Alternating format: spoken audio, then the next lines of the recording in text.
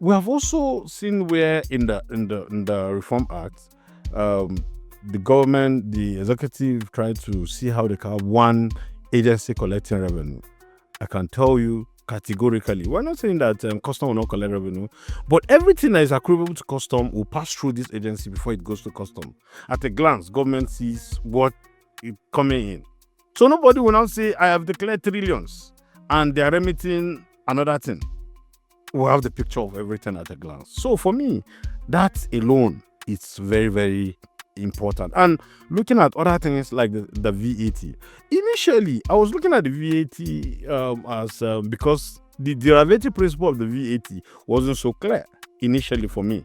But when they started engaging, because even the northern Nigeria, the reason why we had oppositions from the northern Nigeria is because it wasn't clear. People did not really understand what this whole bill entails. And there were a lot of theories. Some people say, no, it is meant to favor only Lagos State. It's meant to favor certain people. No. But along the line, when engagement started, and, because the engagement is still on, people are now realizing the importance of the reform.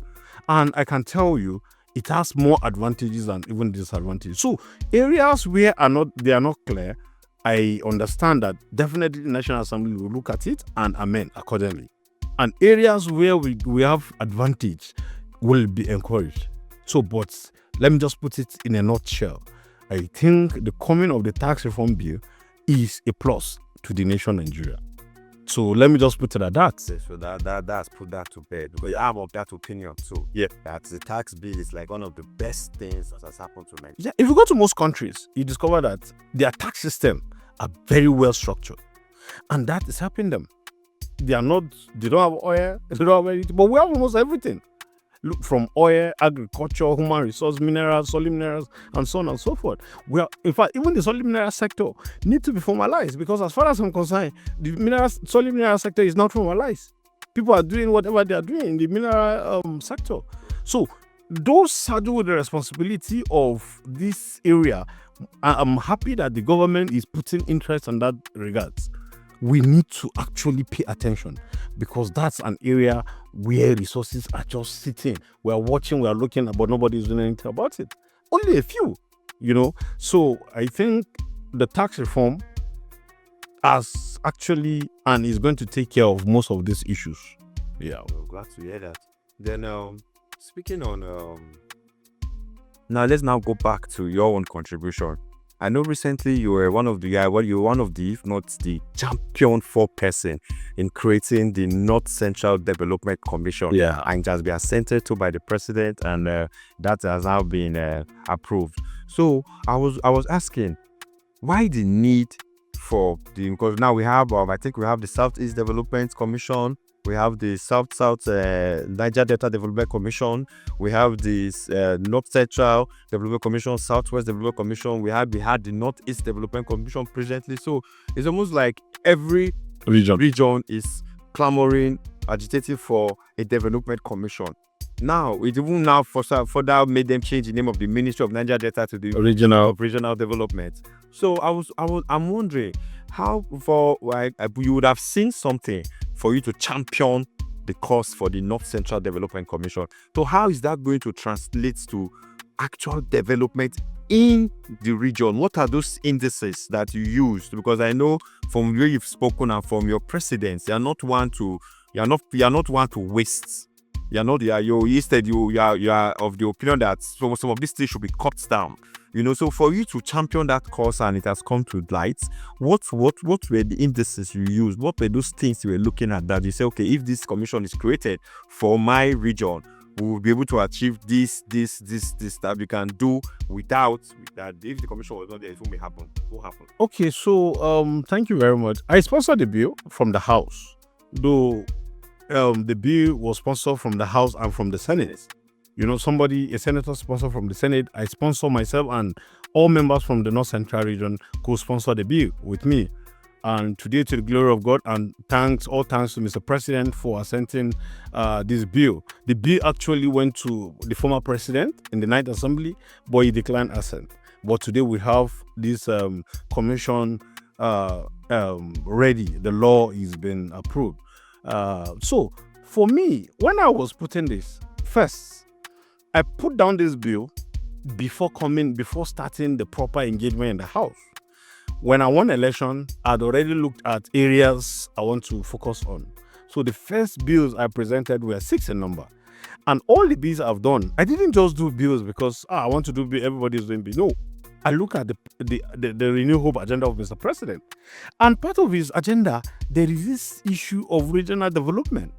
And looking at the North Central region, I think it's one of the regions with so many resources. Human resources, mineral resources, and so on, land mass, and so on. But you know something? Is also the zone that is almost the most backward. And I feel something needs to be done first to bring our people together, to unite our people. Over the years, over 10 years, I've been doing North Central Festival, Cultural Festival in my village. You know why? To bring the North Central region together. What am I looking at? Because if the region is united, we will achieve a lot of things. In terms of agriculture, my brother, Niger and River basins alone, if we are going to capitalize on these basins alone, I'm telling you, even people from Edo and everywhere will come to North Central to get food. The food we enjoy in Nigeria as a whole, most of this, 80% is from the North Central.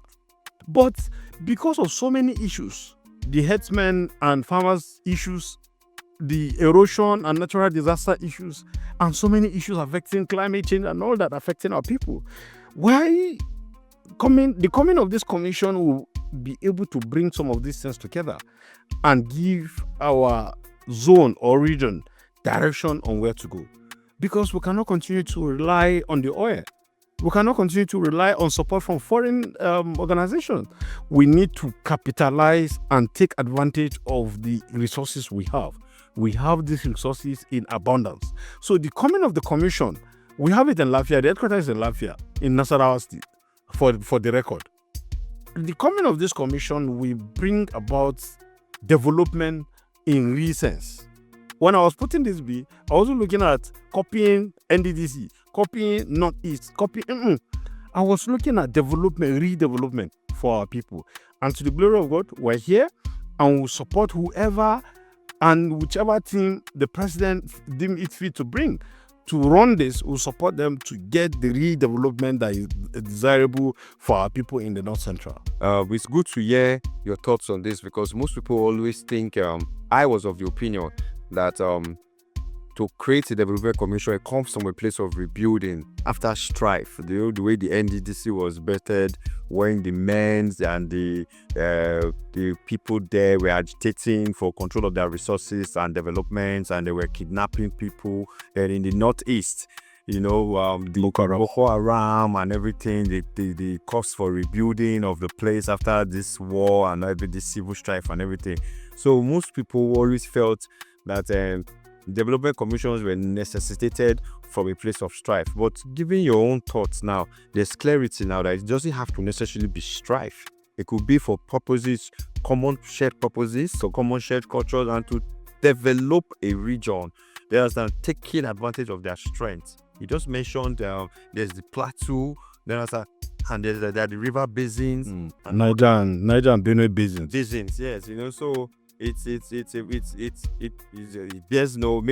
no-brainer if people don't come together to harness that for irrigation purposes, agriculture, and like Iraki said, the Middle Belt is blessed with abundant, solid mineral resources, which is just life fallow there. So I'm glad to have this perspective, and I think our viewers would agree with you on that your thoughts. Then now let's move on. Moving on, there's this recent bill that just scaled I think second reading, and it will be open now for public hearings after it has scaled second reading, concerning the bills to establish an independent body for funding, registration, and regulation of political parties outside INEC.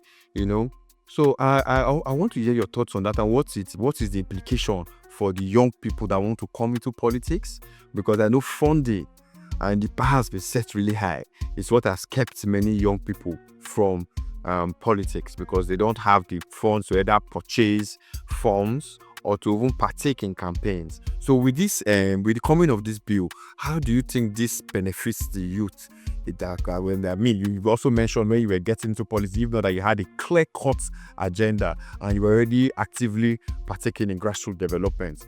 You're one of the people that had the least funds to get into politics. People spend billions of naira on elections. So if that is regulated, what do you think is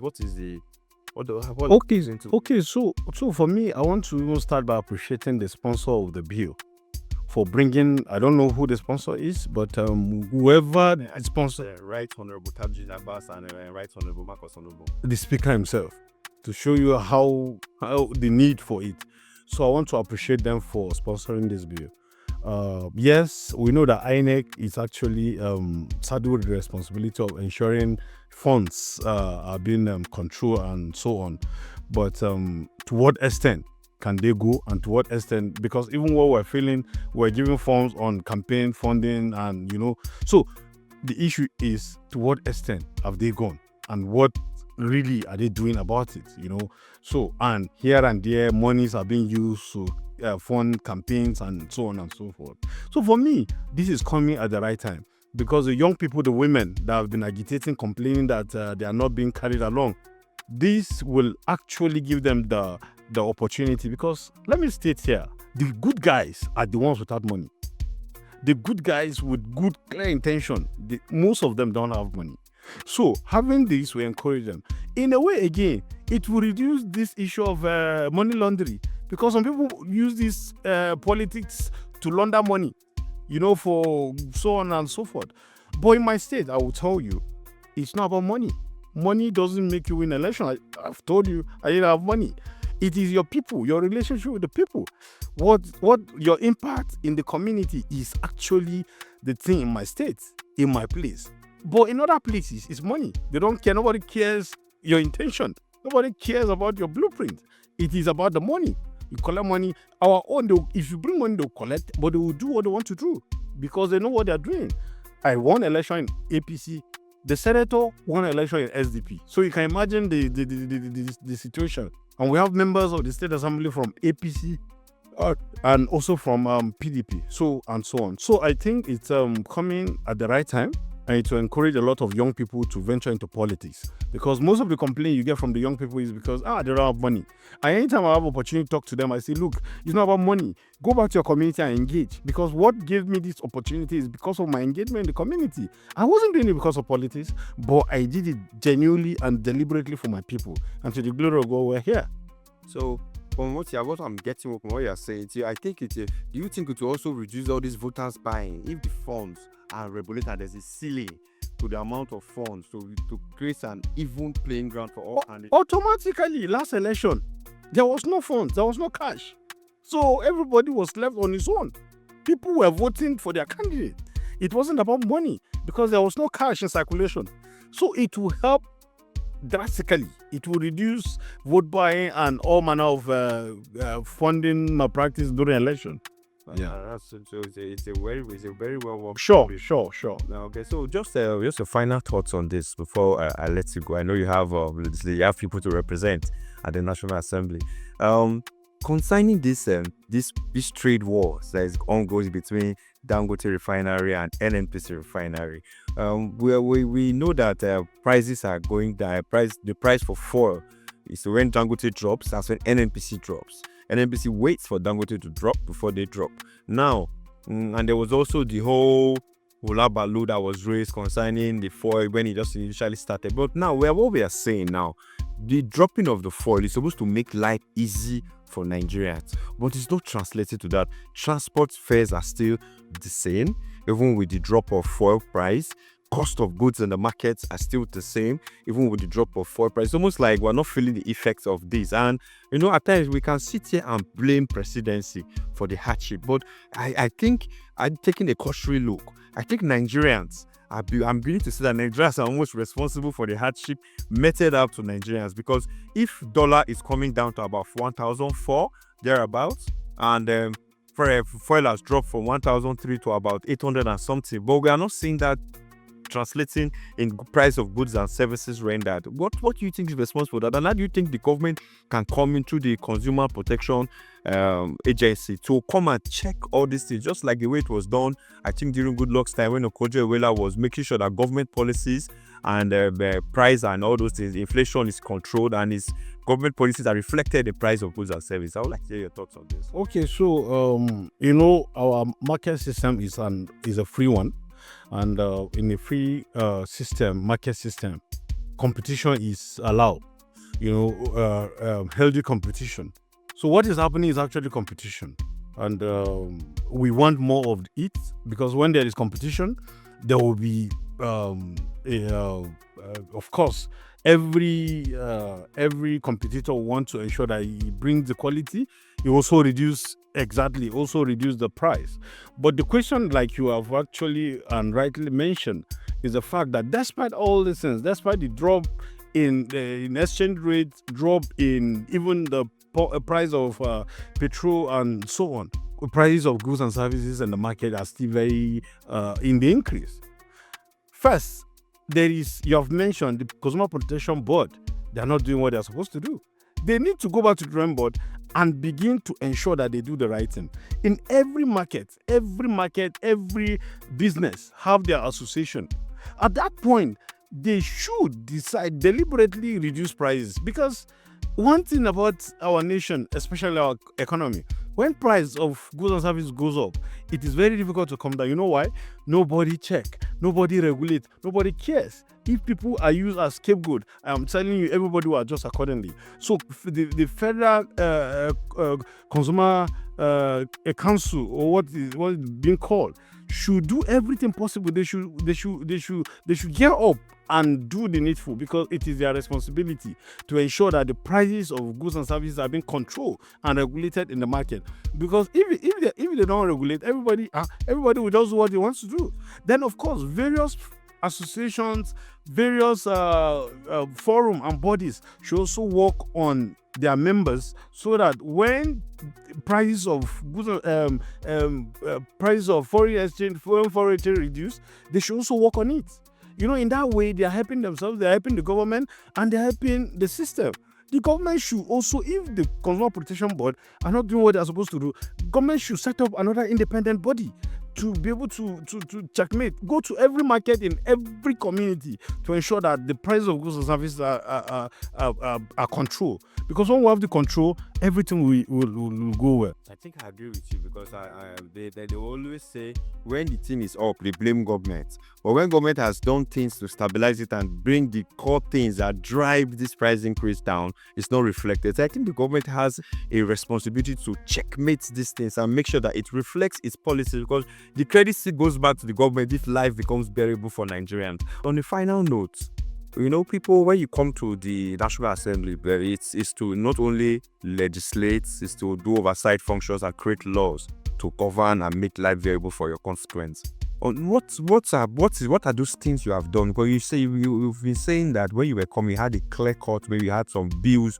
you wanted to pass, you had some clear cut, you had already liaised with all your needs assessment on community level before you came in. So what are those things you've done to alleviate the sufferings and the yearnings of your people, their aspirations? What have you done to develop the rural communities in your constituency? I would like to know, so that it's not just you speaking to it. And are there projects that we can actually that we can verify? And what have you actually done to alleviate the sufferings of your people? Okay, so thank you very much. As a lawmaker, I have three major functions: quality representation, making of laws, and oversight. And of course, my engagement in the public account is the oversight and every other committee. My bills, the motions I have sponsored, presented on the floor are part of the laws that we make, And the quality representation, of course, any day, anytime the matter of our people is presented or it's here, we'll present it properly and represent our people. And going back home, of course, as a people's man and people's representative, what I do almost every weekend in my community, in my federal constituency, to engage with our people. Part of the ways to engage with them is just to get feedback. We've done town hall meetings to get feedback on what we're doing that is right, what we're doing that is not right. And I can tell you, my federal constituency is an agrarian place, and we have done everything possible to encourage our farmers, in their farming business. We've distributed a lot of fertilizers, spray, all agricultural input that we have distributed. We have engaged our young people in strategic training on modern farming, and we have given them startup to do their farming. That's on that note. We have young people that supported us. We have given like over 45 vehicles as of today. Yes, to support them in their businesses and to support them to run one or two of their activities, to say in a way of saying thank you to all of them. Aside that, we have also distributed 6 transformers, connected communities with electricities and the rest. And I want to tell you also that we have constructed industrial solar power boreholes across 30 electoral wards so far. We have 35 electoral wards, 30 electoral wards have gotten this. You can go, you can ask, they're there. People are enjoying, people are happy. Aside that, we have built cassava processing plant, built and equipped cassava processing plant to have a complete value chain of cassava. In our place, we do a lot of cassava farming. So in a way, we felt this is the way to encourage our people who are into cassava farming to do their businesses. And I can tell you, 100% completed, and the commissioning is going to be anytime soon.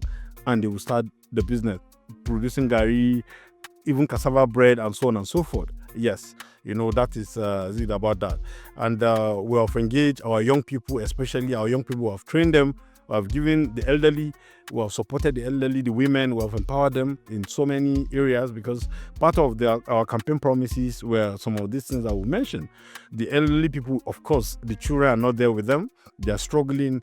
We gather them once in a while to bring free medical outreach to them, and to treat them, to give them stipends to be able to stand, and even some food support to support them. And we have also done a strategic engagement on peace and security. We have brought in our traditional institutions, our security personnel, and we brought experts to train them, to talk to them on what to do in areas where there are crises, in areas where there are issues, that they need to intervene. Well, in terms of job opportunity, we have given more than 35 people federal government job. We have lobbied for them, and more are coming. But that is not sustainable. So what we have done, we're building a skill acquisition center in Akwanga at the moment. What that means is that whether you go to school or not, what that is going to do is to train you, get skill, because the federal government and state government jobs are not sustainable. So the skill is actually the in thing and what is obtainable today. So we want to train our young people to have skill, and even our mothers. Then we're building a mini stadium in Akwanga as well. Yes, we have young talent, we have athletes, sport men and women that are very good, but we don't have a stadium. And we decided to build this. So as I'm talking to you, it is ongoing at the moment. And in terms of education, because education is the key. Education is the bedrock of all this that we've mentioned. It is because of education that we're here. So what we have done, we have supported our young people who are in higher institutions, giving them scholarships. We have also lobbied for federal government scholarships for them. We have also lobbied for so many things for our schools. We have built schools across the federal constituency. Yes, and we have engaged our young people, especially those in secondary school. We have given them, we have organized debate competition, and also put them together to train them on leadership, on personal development, and so on and so forth. So today, to the glory of God, if you go to our federal constituency, we have encouraged our young people in their educational pursuit, and we are still pushing, and more things are on the way for us. It's good to know that, because all these things you said, we will verify them, so that when we're putting it out, we are putting it out with pictures and facts. So it's good to know that they actually have representatives that are doing what they've been sent to do. That actually representatives of people. So now, people out there, you've heard it all from a seasoned professional, a seasoned accountant, and a legislator of no mean repute. So I think it's now for you now to go out there, fact check everything he has said, and hit me up on the comment section. Like, share, and follow. And like I say, you go to his handle, like, share, and follow too. I'll put the handles and his social media handles will be posted. So if you have questions for him, or if you would like us to bring him back on the show, you just let us know and we'll do that. Thank you very much once again. We'll come to the end of this podcast program. Thank you very much for staying with us, and we look forward to our next guest. Thank you very much.